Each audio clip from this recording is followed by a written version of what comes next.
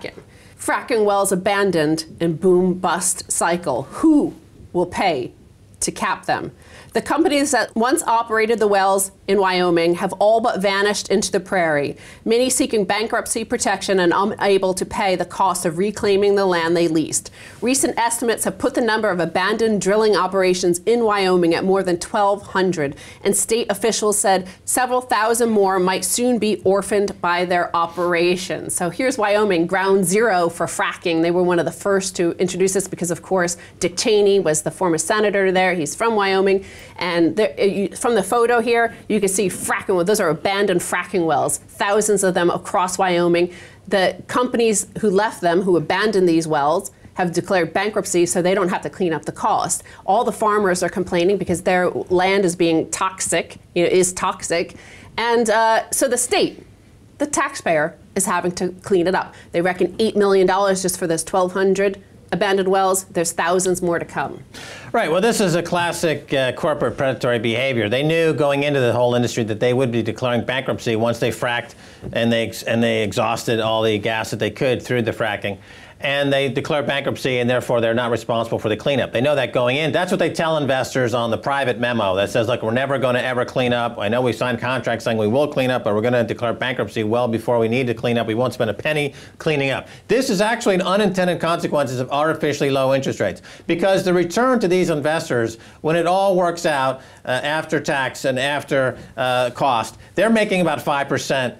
Return on investment. And why do they even bother with a 5% return on investment? Because the Federal Reserve Bank keeps rates at near zero. The Bank of England keeps rates near zero. So let's flash forward to the ghost of Christmas future here in the UK. You've got the rates near zero. You've got people with a lot of money, thanks to artificially pumping it with money printing, like Chinese investors, who are looking to make 5% on their money because they can't get 5% on a government bond like they would unless if the Bank of England was not artificially keeping rates low. So they put money into a fracking rig, and they sign bogus contracts that say, yes, we'll be doing the cleanup. They won't. Yes, it's environmentally sound. It isn't. Yes, it's economically viable. It's not. And yes, it will supply energy for X number of years into the future. That's a lie. It's a pure 24 to 36 month scam to make 5% on money that was gifted to them from the corrupt Mark Carney at the Bank of England to begin with. And it will result in ecological holocaust. Who cares?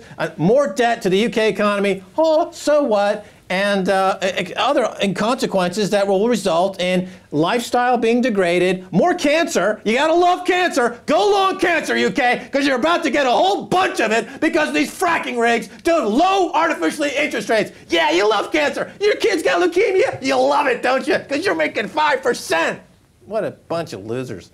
Well, actually, there's one UK medical marijuana company, and they deal with a drug specifically designed for cancer. So they could work hand in hand. Now, these people that push still this toxic sort of fracking, which has no economic sense, is, for example, in Wyoming. This guy, State Senator John J. Hines, a Republican who represents mineral-rich Campbell and Converse counties, said it was vital for lawmakers to take up the issue swiftly because natural gas was so important to Wyoming's economy. He himself has 40 abandoned rigs on his own property, which the company went bankrupt, Patriot Resource Company. They went bankrupt and left these 40 rigs. So he's looking for state funds to clean up his toxic mess on his own. But he's like, hi, he still doesn't see that it's a problem. He's like, we need more of this. Right, Dick Cheney is a socialist. His daughter, Lynn, I believe her name is, she's dropped out of the Senate race in Wyoming because she's gonna now open up a socialist,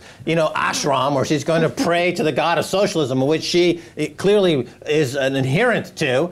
They don't work for a living. They extract wealth, whether it's from the bank, where they drain money freely at 0%, or from the earth using fracking. They don't pay for the fracking. They don't pay for the rigs, they don't pay for the land, and they never pay for the cleanup. They're just extracting the ecological resources to the point of economic suicide. There's like having, Cheney and his daughter are like having Charles Manson run your energy policy and your economy in your country. They're suicide cultists. They're nightmarish kleptocrats dressed up as politicians that are unfortunately the face of a neoliberal model that has driven American commerce to the point of only thing having left is smoking dope all day. Why don't they just rename the country the United States of Jamaica?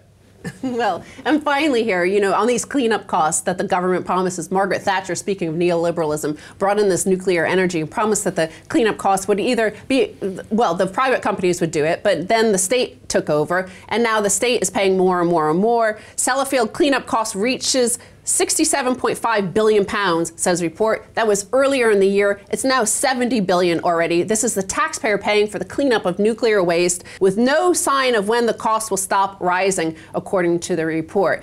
You know, in Fukushima, it's $150 billion so far. They have nuclear gypsies that go in there and clean up because they're certain to be dead soon. Yeah.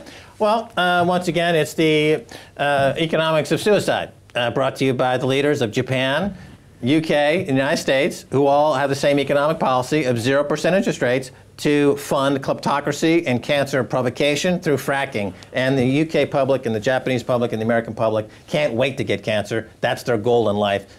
Mazel tov! All right, we got to go. Bye. Woo, ganja ganja. Stay tuned for the second half. A whole lot more.